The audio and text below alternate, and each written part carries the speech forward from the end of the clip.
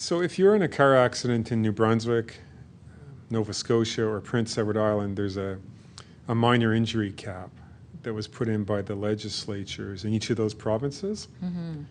How would you describe that cap to someone who's not familiar with it? So the first thing is for them to understand that it is statute. So there's nothing we can do about it. It is what it is.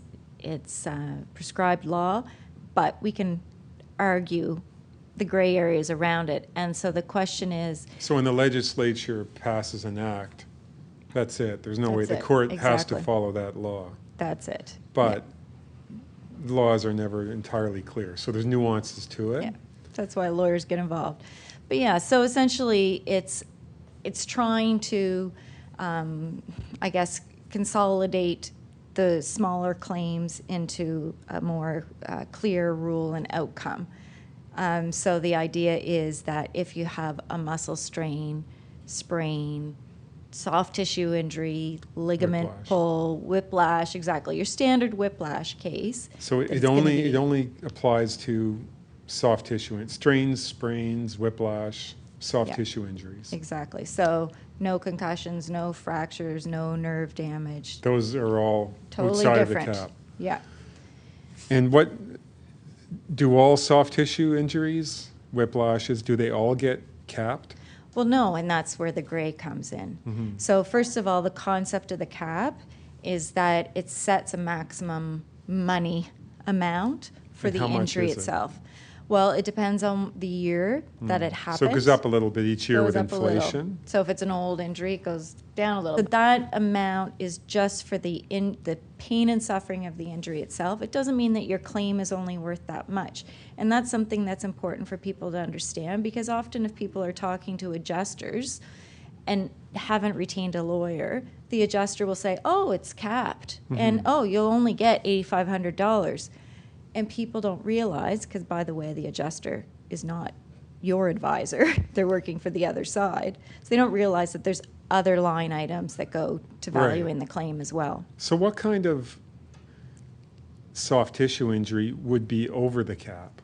Yeah, so essentially it's something that's going to cause a limitation in your function on a longer term basis.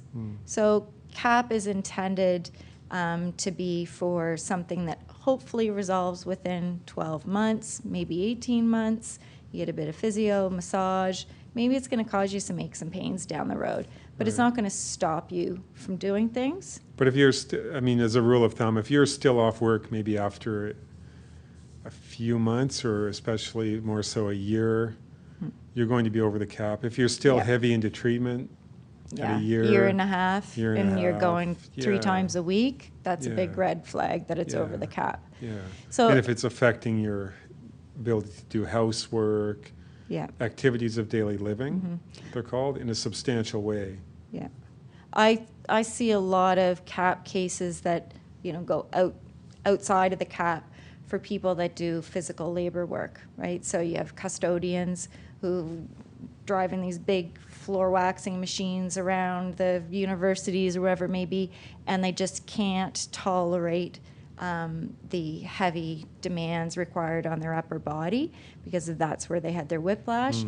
And if they've been reassigned to new work, and the employers will work with them and say, you don't have to do that kind of task anymore, that's a red flag that it's outside of the cap, so long as it's something that's lasting, right? If it was just for a month or two, then that still may be in the cap. And if they have, if they persevere through a lot of pain at work, whether it's, a guy operating one of those machines, whatever they're doing, if they're in pain doing it, but they tolerate it, they persevere and get through the day at work, but then at home in the evenings, they're pretty well toast, right? Yeah, exactly. So there's case law saying that kind of situation, you're not penalized for putting all of your energy into your work and then paying for it at night. If your evidence is accepted and supported, then you can get over the cap and still be working. Yeah, and I think there's some good indicators from a medical perspective of what we at least feel is easily over the cap, and that's things like if you're getting cortisone injections for pain on a regular basis. If you've been referred to the pain clinic, that's a pretty standard one in my mind. Like, that's well beyond, a minor strain or sprain when you're sent to the pain clinic. That's all through your family doctor, of course. Okay.